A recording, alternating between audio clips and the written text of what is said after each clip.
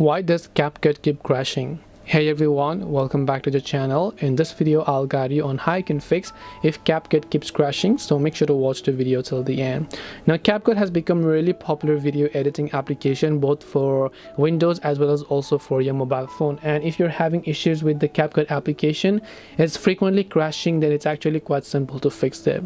First of all, I wanted to make sure you've updated the CapCut app to the latest version. The other thing I wanted to make sure is that you have enough storage. So open settings, then just go to the option known as battery and device care, or maybe go to general management, and then just make sure to basically check your storage over here.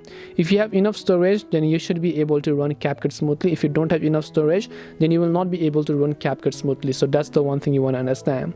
There are also many other things that you need to understand over here, and that is that first of all, I want you to long press the CapCut app icon here, then just tap the I button. Then go to this storage tab, clear cache, and also make sure to clear the data. This should help you solve the problem.